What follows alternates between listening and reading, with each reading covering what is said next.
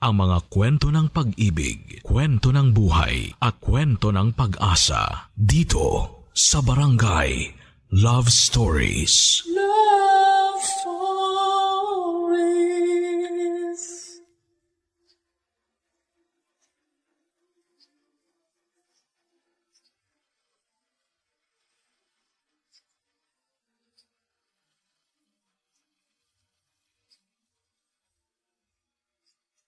Minsan dahil sa mga kabiguan na nararanasan natin sa buhay ay nagiging desperado na tayo. Kaya nga nauuwi tayo sa pagkalito at labis na pagkalugmok, lalo na at hindi natin sigurado kung ano ang kahihinatnan ng magiging desisyon natin. Ikaw kabarangay, naranasan mo na bang malito ng husto? Dear Papa Dudut, magandang araw sa inyo at sa lahat ng mga katulad kong panatiko ng Barangay Love Stories. Tawagin niyo na lamang po ako sa palayaw kong Athena. 35 years old at isang call center agent dito sa Makati. Matagal ko na talagang pinag-isipan kung magpapadala ba ako ng sulat sa inyong istasyon. Nang sa ganon ay mabasa ito ni Papa Dudut at makahingi na rin ng payo sa ating mga kabarangay. Kailangan ko rin kasi dahil medyo naguguluhan ako sa kung ano ang dapat at tama kong gawin. Bali magsisimula ang lahat sa pagiging bigo ko sa pag-ibig. Hindi man ako perpektong tao pero hindi naman ako gumagawa ng masama, Papa Dudut. Kaya nagtataka ako kung bakit maila pa rin sa akin ang swerte na makatagpo ng lalaking magmamahal sa akin ng totoo. Simula nang ma-in love ako ay nakatatlong boyfriend na ako. Bago ko nakilala ang nakarelasyon kong lalaki for 5 years. Live-in na nga kami at ready nang mag-level up sa aming pagsasama kaso noon lang pong 2019 ay merong nangyari na hindi ko po inaasahan, Papa Dudut.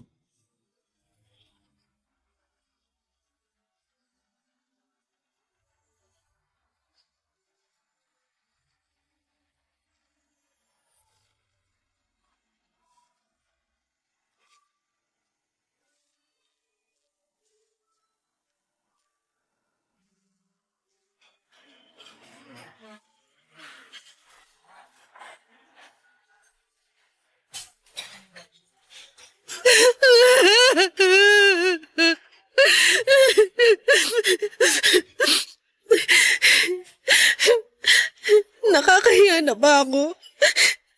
Masyado na ba ako maingay umiyak? Baka pinagtitinginan na ako ng ibang tao Sabihan mo ko. Ibang klase, nakuha mo pang isipin ng ibang tao, nasa ruro ka na nga ng emosyon mo. Siyempre hindi naman iyakan tong restaurant na kinainan natin. Baka mamaya masyado na akong agaw eksena. Hindi pa naman ganun karami yung mga tao, tsaka hindi ka naman agaw eksena umiyak kaya ayos lang. Sure ka? Oo nga, ayaw mo pa yata maniwala Hindi naman sa ganoon pero hindi mo naman mapipigilan yung damdamin mo. Masakit yung nangyari sa kwento mo, diba? gumuho mundo ko nung inatake sa puso at namatay ang fiancé ko, besh. Sakit-sakit. At hanggang ngayon, hindi pa rin ako makamove on. Hindi pa naman matagal simula nang mangyari yun, kaya okay lang. Kahit hindi ka agad makapag-move on. Tsaka wala namang tamang panahon na dapat nakausad ka na, lalo masakit yung nangyari. Kahit ako gulat na gulat, tsaka hindi rin makapaniwala. Ikakasal na kayo, diba? Oo. Akala ko pa naman magkakaroon na kami ng happy ending. Kaso, nauna siyang mag-end. Sige, iyak mo lang. Ano ba kasing kamalasan ng meron ako sa pag-ibig? Hindi ka malas. Bakit mo sinasabi yan? Naisip ko lang naman kasi yung unang 3 na nakarelasyon ko, kung hindi ako niloko, pinagpalit sa iba, iniwan ako.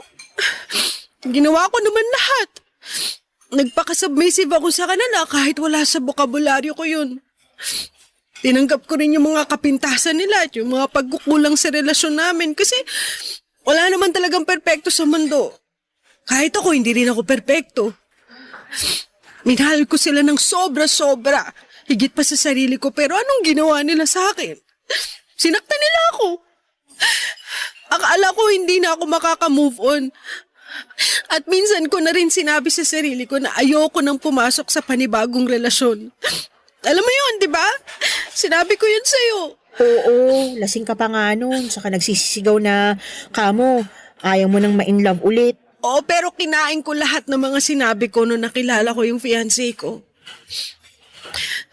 Aminin ko, naging masaya naman ako nun sa relasyon namin. Hindi super bongga kasi wala naman talagang ganong relationship.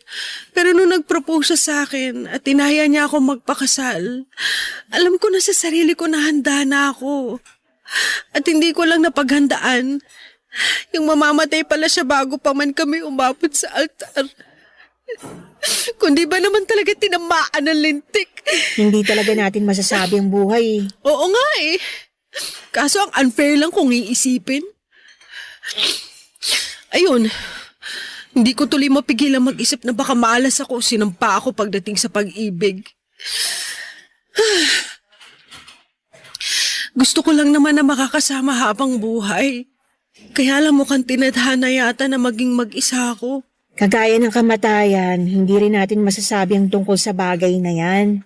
Pero sana kung ano man ang mangyari pagkalipas ng mga taon, kung ma-in love ka man ulit o manatili na lang na single maging masaya ka pa rin. Ewan ko. Hindi ko alam kung magiging masaya pa ulit ako. Kasi kung oo, sana ngayon na. As in, ngayon na sana. Pero alam ko hindi naman mapupuwersa ang sarili ko na maging masaya kung malungkot at masakit ang nararamdaman ko. Kaya nga, damhin mo lang kung ano yung nararamdaman mo ngayong oras na to. Mas magiging madali kasi yun para sa'yo kung mas tanggap mo na sa sarili mo yung nararamdaman mo. Tao tayo, hindi tayo robot na walang emosyon. Basta, kahit ano mangyari, nandito ako para makinig sa'yo.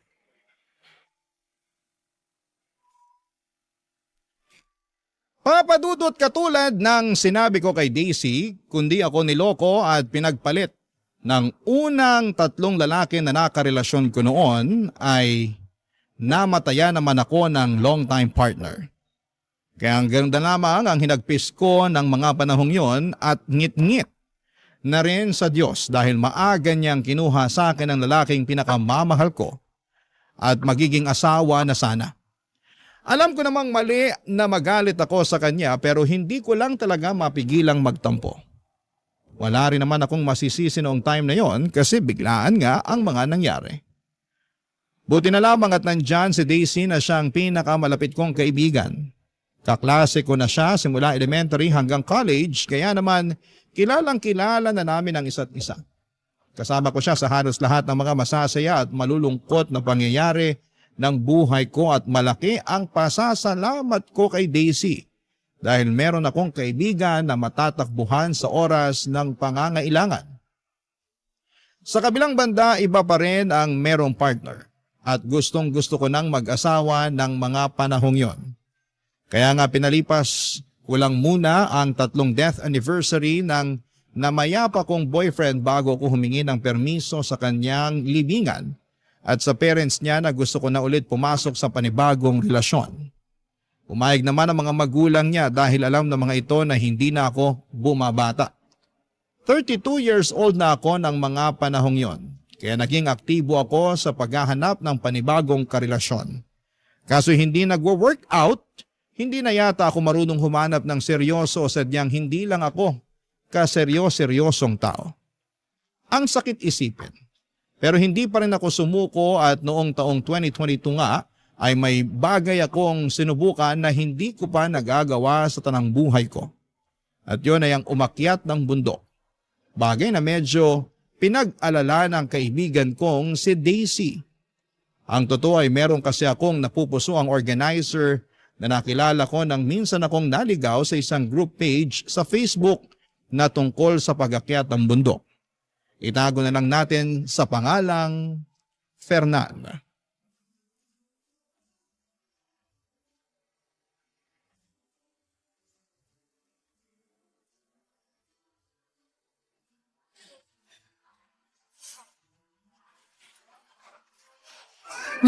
Grabe!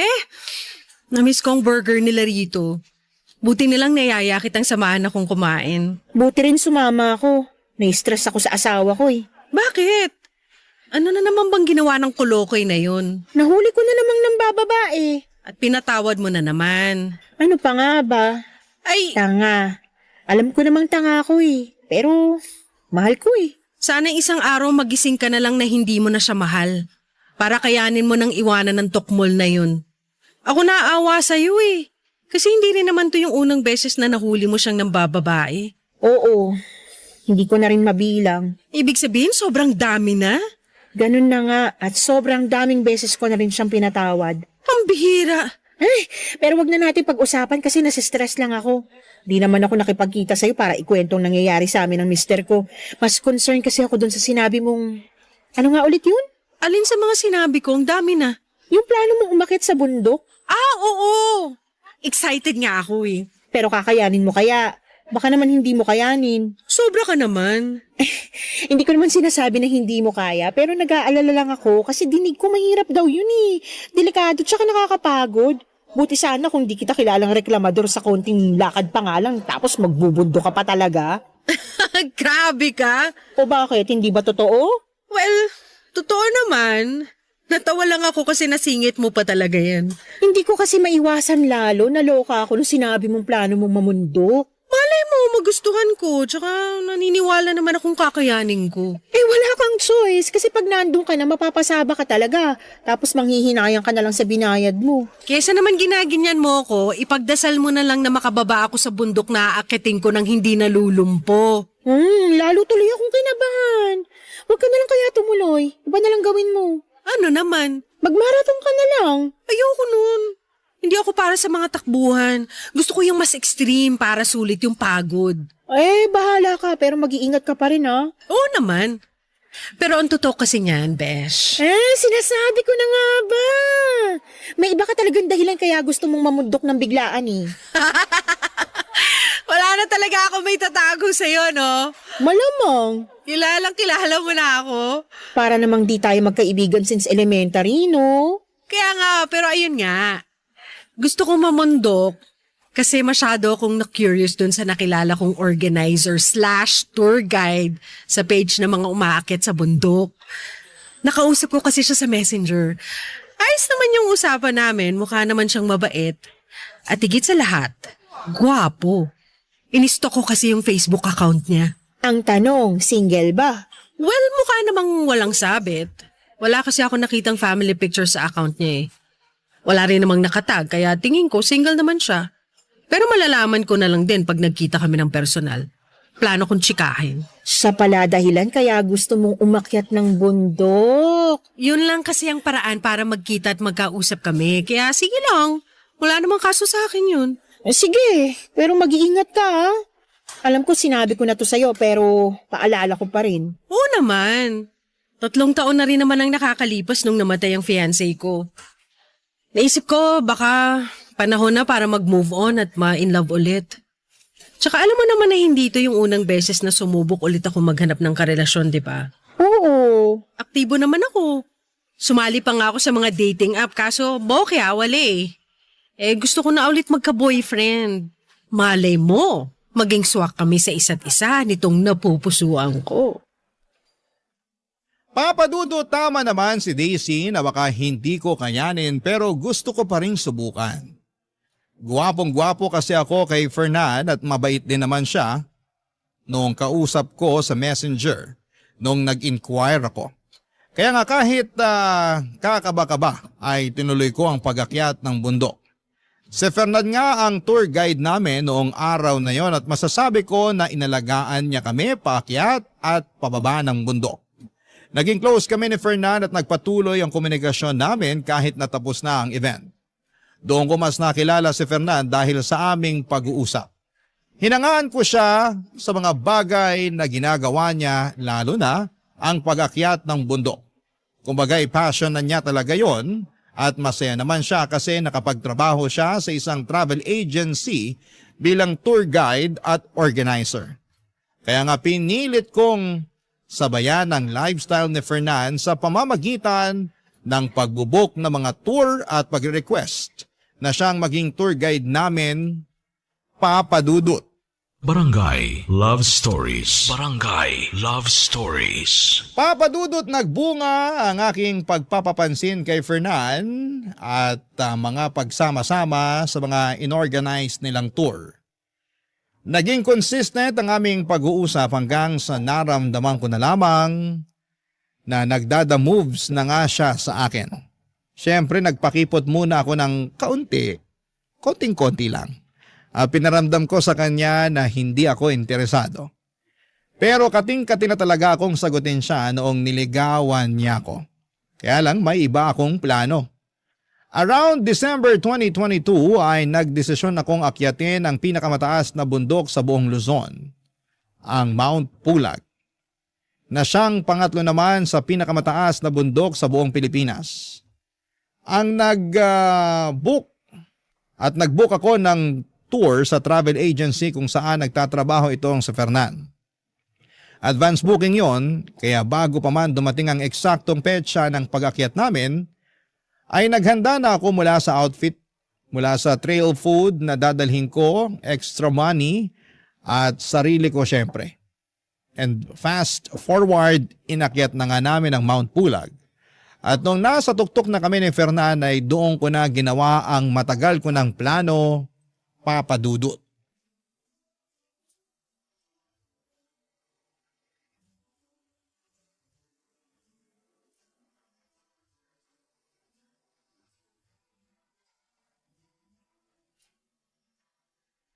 Ayaw mo na ba ulit magpa-picture doon sa signboard? Ayoko na. Nakarami na rin naman ako eh. Sa bagay, nakapag-group picture na rin naman tayo. Oo, at ang dami mo na rin nakuhang picture sa akin. Kaya gustong-gusto kong sumasama sa tour nyo kasi may instant photographer na rin kami. Ang gaganda pa ng mga kuha mo, parang professional. Salamat pero alam mo naman na pagdating sa'yo, iba pitik ko. Naku, napakabulero. Hindi kaya yun, Bola. Sa kabuti maganda rin ang panahon dito sa summit ng Mount Pulag. Hindi maulan saka may sea of clouds. Oo nga eh. Tuwan-tuwa nga ako kasi mukhang nakisama sa atin ng langit. At grabe, hanggang ngayon hindi pa rin ako makapaniwala na naakyat ko na ang pinakamataas na bundok sa buong Luzon. Kaya nga, masaya ako kasi sa wakas, nagbunga na rin ng ilang buwan mong training at pag-akyat sa mga mas mabababang bundok. Pansin ko kasi bumilis ka na sa paglalakad. At kahit may mga paahon hindi ka na masyadong hinihingal. Oo. Nagte-treadmill kasi ako. Madalas din naglalakad-lakad ako sa lugar namin. Lalo na pag malapit na yung akyat natin. Alam mo yan, di ba? Ina-update kita. Oo naman syempre. Pero hindi ko naman to magagawa lahat kung wala ka. Yung bang guidance mo, ganun. Ang tsaga mo magturo at umalalay sa aming mga baguhan eh. Syempre. Tungkulin namin na maiakyat at maibaba ng ligtas ang lahat ng mga kasama sa tour namin. Oo nga, pero still, sobrang nakakabilib ang tsaga at professionalism mo. Kaya hindi na ako magtataka kung bakit kita nagustuhan eh. Akala ko sasabihin mo dahil sa kagwapuhan ko. Wow! Hindi lang pala dito sa bundok mahangin ha? Ikaw din mahangin. Grabe ka naman. O bakit, hindi ba? Hindi. Bakit din?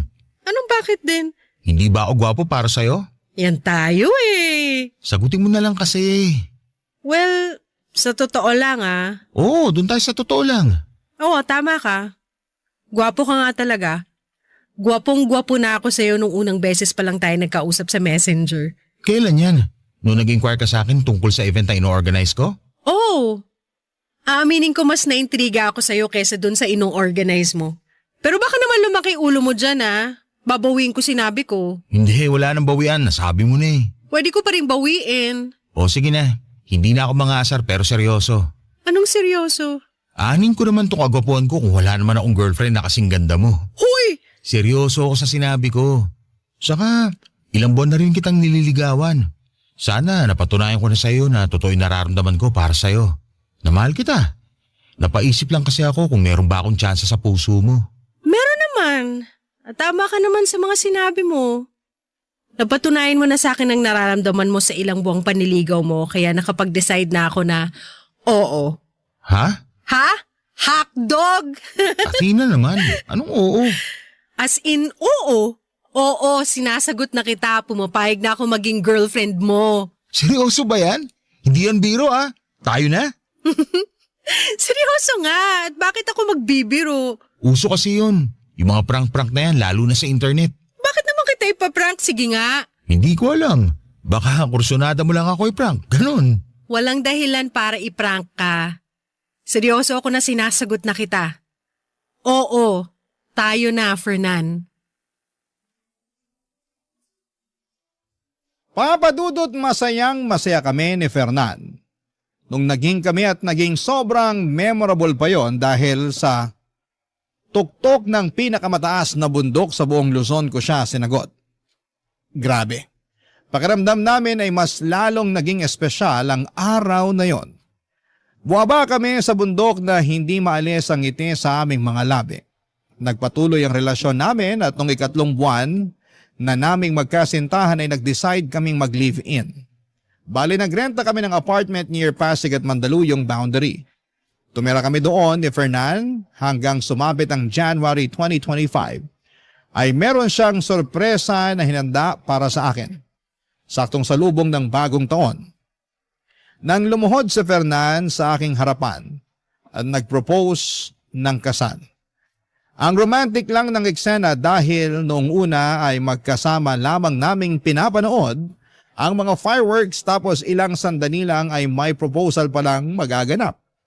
Walang pagsidlan ang saya ko ng mga panahong yon. At noong mga sumunod na araw ay masaya akong nakipagkita kay Daisy upang ibalita na sa wakas ay engaged na kami ni Fernan, papadudot.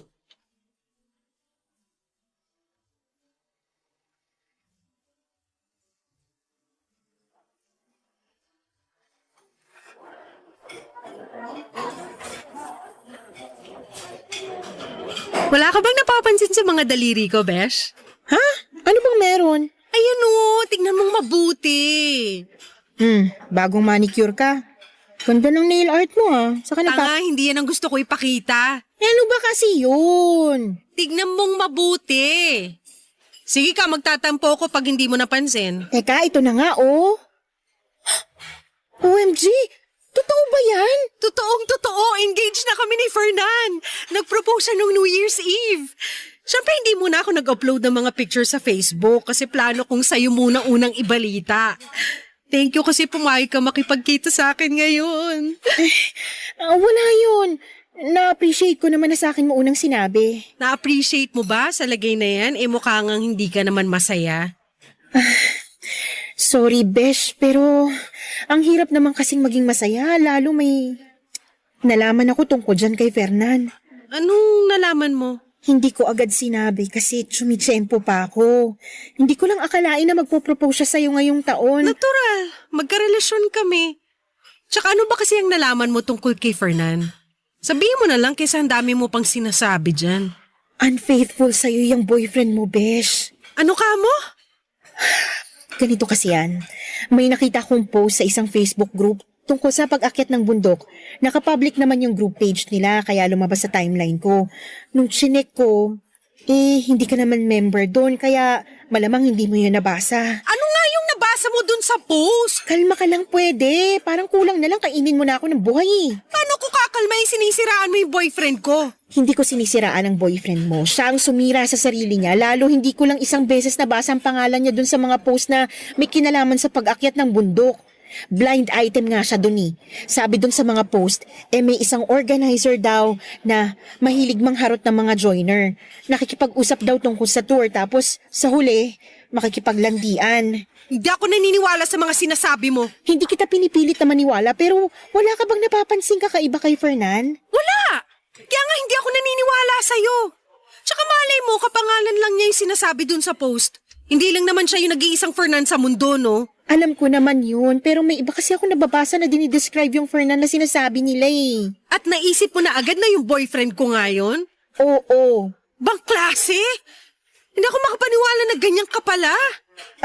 Anong ganito ko? Na masyado ka nagpapapaniwala sa mga blind item. Tapos na pangalanan lang naisip mo na agad na boyfriend ko? Kaya nga tinatanong kita kung wala ka bang napapansin sa boyfriend mo, 'di ba? Sinabi ko na wala, 'di ba? Alam mo masyado ka mapanira. Sinisiraan mo yung boyfriend ko sa akin? Binibigyan lang kita ng warning. Anong klaseng warning yan sinisira mong relasyon namin? Tinaon mo pa talaga nakaka-propose lang niya. Para ano? Para hindi matuloy ang kasal namin? Napakasama mo namang tao. Naturingan ka pa namang kaibigan. Sorry, pero malakas lang talaga ang kutob ko na iisang taong tinutukoy nila sa blind item at ang boyfriend mo. Kilala mo naman ako, 'di ba? Hindi ako nag-iimbento. Tsaka, Kung gusto mo, ipapakita at ipapabasa ko sa iyo yung mga screenshot ko tungkol dun sa issue eh. Ikaw na lang ang magsabi kung nagsisinungaling ako. Papadudot, kahit na may pinakitang mga screenshot si Daisy ng issue na nabasa niya sa isang group page sa Facebook at binanggit nga doon ang pangalan ni Fernan, ay hindi pa rin ako naniwala. Naka-anonymous kasi ang post, tapos ay naisip ko na baka sinisiraan lang ang fiancé ko. Kung totoong siya nga ang tinutukoy doon. Palibhasa ay sikat na sikat siya at kilala talagang organizer at tour guide. Nagalit din ako kay Daisy dahil sinira niya ang mood ko na dapat ay masaya ng araw na yon. Naisip ko na baka gusto lamang niya na hindi matuloy ang wedding namin ni Fernan. Kasi kahihiwalay lang nila ng asawa niya noong 2024. Baka gusto niya na pareho kaming maging single at miserable. Hindi naman tama yon kasi kung totoo ko siyang kaibigan, ay wala siyang ibang gugustuhin kundi ang maging masaya ako, papadudot. Barangay Love Stories. Barangay Love Stories. Papadudot, hindi ko na nga kinausap si Daisy ng mga panahong yon. Kahit chat siya ng chat sa akin sa Messenger. Basta iritado ako sa kanya at pakiramdam ko, anumang sandali ay sisirain niya ang kaligayahan ko. At kahit na nagsorry na siya sa akin at gusto lang daw niya akong makita para masamahan ko siya, dahil malungkot siya sa paghihiwalay nila ng asawa niya ay binaliwala ko siya. Ayaw kong malungkot kasama niya kaya tiniis ko na hindi siya kitain habang abala sa paghahanda ng wedding namin ni Fernan. Civil wedding lang ang plano namin gawin kaya sa reception na lamang kami bumawi at sa honeymoon. Ayoko kasi ng engrandeng kasal at ganon din naman si Fernan. Sa April 2025 na sana ang plano naming pagpapakasal. Kaso around March ay may nangyari. Isang araw ay nagaya ang mga kaibigan ni Fernan ng jamming at house party overnight sa condo unit ng isa nilang barkada. Mga dati silang kaklase ni Fernan na ipinakilala na rin naman niya sa akin kaya tiwala ako na nasa mabuti siyang kamay. Pinasasama nga niya ako kaso'y panggabi ako noon sa trabaho at ayokong umabsent. Kaya si Fernan na lamang ang pinapunta ko basta mag-update lamang siya sa akin. Wala naman akong trust issue sa fiancé ko at malaki ang tiwala ko sa kanya, papadudot. 6:00 ng umaga ang out ko noon sa trabaho at nung umuwi ako ay nasa apartment na namin sa Fernan. Tulog na tulog at mukhang lasing na lasing. Buti na lamang at hinatid siya sa bahay ng mga barkada niya. Patulog na sana ako noon pero naisipan kong kunin ang cellphone ng kinakasama ko. Hindi ko gawain ang makialam ng personal niyang gamit pero that time ay may kung anong enerhiya ang nag-udyok sa akin at tignan ang messaging app niya. At doon nga, ay may nakita at nabasa ako na siyang dahilan para mag-alboroto ako sa galit, papadudot.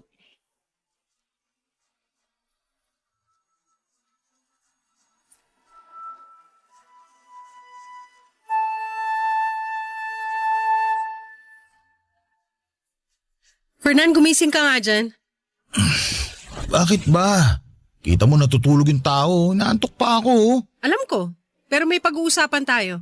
Pwede bang mamaya na lang? Patulugin mo muna ako kasi grabe talaga yung antok ko. Paano hindi ka antukin? Eh anong oras ka na hinatid dito ng mga barkada mo? Teka, galit ka ba? Oo, galit ako. Bakit ka magagalit nagpaalam naman ako sa'yo. Pinasasama pa nga kita nun pero sabi mo mas gusto mong pumasok sa trabaho. Pambihira ka naman no? Huwag mo sabihing nakalimutan mo. Hindi ko nakalimutan. Alam ko na pinayagan kita at hindi naman yun ang rason kung bakit nagagalit ako ngayon. Wala naman akong kasalanan sa'yo Kaya wala kang dahilan para magalit sa akin. Ah, ganon? Sigurado ka ba talagang wala? Ano yun? Tinatanong kita kung sigurado ka bang wala.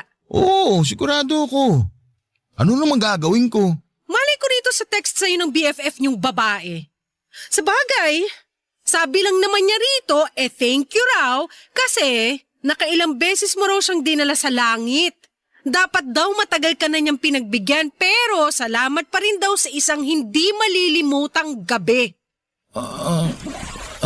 Ano kasi, mahal. Huwag mo nga akong matawag-tawag na mahal. Nandidiri ako sa'yo. Ano kasi, hindi yun katulad ng iniisip mo. Bakit? Alam mo ba ngayon kung ano ang iniisip ko? Gusto mong malaman kasi sasabihin ko. Iniisip ko na nagtaksil ka sa akin. Na si dinami-rami ng babae, yung pa talagang pinakilala mo sa akin at pinagkatiwalaan ko. Lintik naman, Fernan. Napakababoy nyo. Tapos malalaman ko na matagal mo na pala siyang kursunada pero kagabi ka lang niya pinagbigyan? Wow! Wow na wow talaga! Sorry, mahal. Huwag mo nga sabi ako matawag-tawag na mahal kasi nasusuka ako sa'yo! Wala lang yun. Anong wala lang yon? Siraulo ka ba? Hindi totoo yun. Tingin mo maniniwala ako sa'yo? Nadala lang kami ng kalasingan namin. Para namang hindi mo pa nararanasang malasing.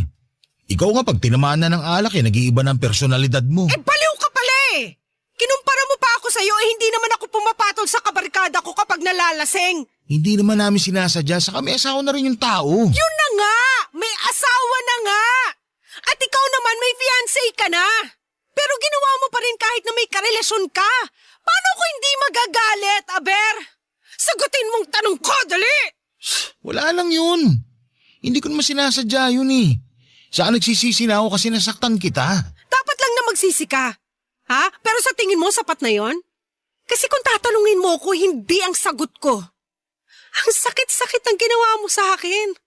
Lalo't pinagkatiwalaan kita. Ikakasal na nga tayo sa susunod na buwan, di ba? Pero nagawa mo pa rin sa akin to. Ang sakit-sakit, Fernan. Sorry, Athena. Sorry talaga. Sa'yo na lang yung sorry mo kasi nasusuka ako sa pagmumukha mo. Nakakadiri ka. Umayo ka sa akin. Ha? Saan naman ako pupunta? Hindi ko alam. Problema ko pa ba yon? Bahala ka basta lumayas ka sa harap kong lintik ka. Athena naman. Pwede bang pag-usapan muna natin to na maayos? Maayos? O ito usapang maayos. Umalis ka sa bahay na to. Ayoko nang makita ang pagmumukha mo. Sobrang sama mong tao. Sana mapunta ka sa impyerno.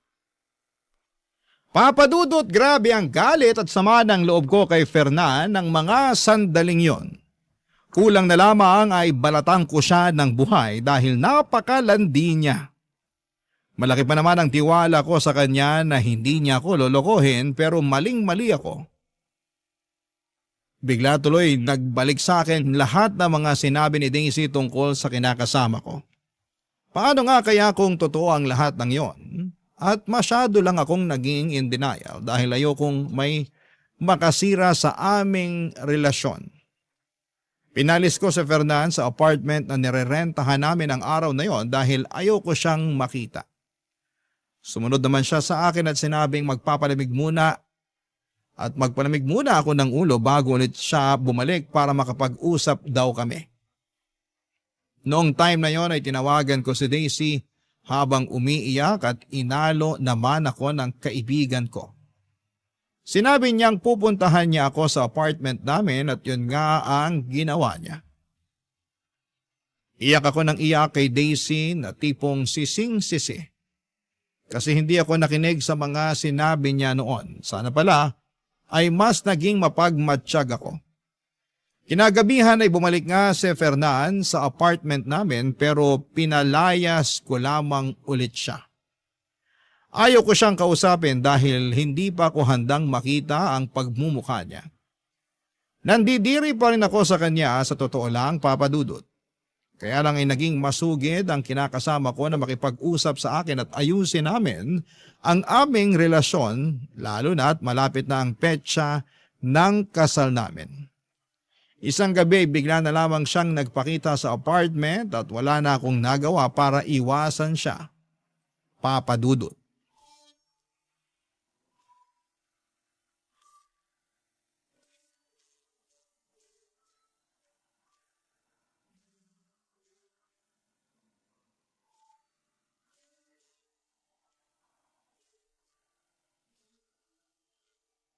Di ba sinabi kong hindi pa ako handang makipag-usap sa'yo? Ni ayaw ko pa nga makita yung pagmumukha mo pero ang kapal mo rin talaga makipagkita sa akin ngayon, no? Hindi ka na nahiya? Kinapalan ko na talaga ang mukha ko kasi gustong-gusto kitang makausap. Ano pa bang pag-uusapan natin? Marami. Una na doon yung tungkol sa relasyon natin. May relasyon ba tayo? Oo naman. Saka ikakasal na nga tayo, hindi ba? Sa tingin mo talaga gusto ko pa rin makasal sa katulad mong manloloko? Athena naman, huwag mo naman gawin sa akin to. At bakit naman hindi? Eh ikaw nga hindi ka nagdalawang isip na galawin yung tropa mong babae, di ba? Masarap siya, di ba? O bakit ako ang kinukulit mo? Bakit hindi siya ang puntahan mo tapos share kayo ng mister niya? Total mga hayop naman kayo. Tao lang naman ako, nagkakamali rin. Hindi mo na ba ako mapapatawad? Ang tagal na natin, oh. Oo nga, matagal na tayo. Pero sa tingin mo maliit na kasalanan lang yung ginawa mo? Kasi kung oo, aba, nasisiraan ka na talaga ng ulo. Hoy, para sa kaalaman mo, sobrang sakit ng ginawa niyo sa akin ng kaibigan mong babae. At kahit na hindi siya yung kasama mo na gumawa nun sa akin, malaking kasalanan pa rin na niloko mo ako. Sabi mo nga, di ba ikakasal na tayo? Pero naisip mo pa rin na lokohin ako. Dapat ba ginawa ko pagkatapos ng kasal natin? Para hindi ka magalit sa akin ng ganyan? Ay, baliw! Kasi yung sinasabi mo parang ganun na rin eh. O di sana ginawa mo na nung bago pa lang tayo para hindi na umabot sa ganito na malapit pa akong maikasal sa manlolokong katulad mo. Hindi ko nga sinasadya yun. Patawarin mo na ako. Nadala lang naman kami ng mga damdamin namin eh. Saka ikaw ang mahal ko. Kung mahal mo talaga ako, hindi mo may isip na saktan ako. Kaso wala kang isip eh, kaya nagawa mo yun. Tingin mo maniniwala pa ako ngayon sa sinasabi mo? Hindi ko na mababago ang nangyari na. Kaya nga magagawa ko na lang humingi ng tawad. Pero nangangako ko na magbabago na ako para mas maging karapat-dapat sa'yo. Ayoko mawala ka sa akin kaya pagbigyan mo pa ako. Pag ginawa ko pa ulit yung bagay na yon, ako na mismo makikipag-iwalay sa'yo. Wow ha! Salamat sa assurance at pakonsuelo mo. Nakakatuwa namang marinig yan. Grabe! Grabe ka na talaga! Athena, sige na. Nagmamakaawa na ako. Huwag mo naman sa akin gawin to. Mahal na mahal kita eh. Bigyan mo pa ako ng pangalawang pagkakataon. Binibigay lang ang second chance sa mga taong deserving. Kaya nga pagsisikapan ko na maging deserving. At paano mo gagawin yun? Sige nga! Araw-araw kitang liligawan.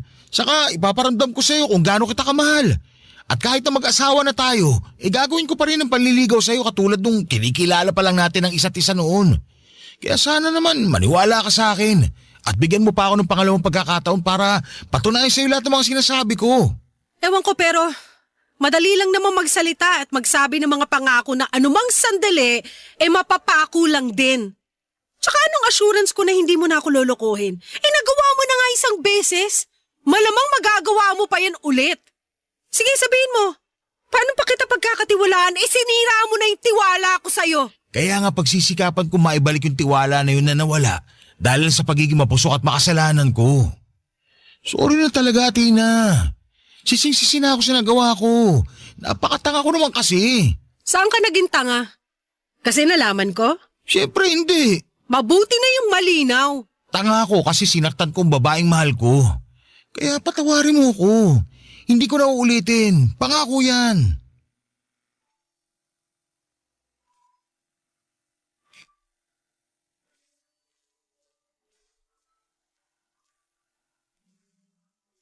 Papadudot, marami pa akong masasakit na salita na gustong sabihin kay Fernan ng gabing yon.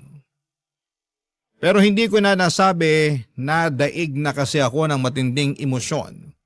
At sa halip na pakinggan pa ang pagsusumamo niya at paghingi ng tawad ay muli ko siyang pinalayas sa pamamahay namin.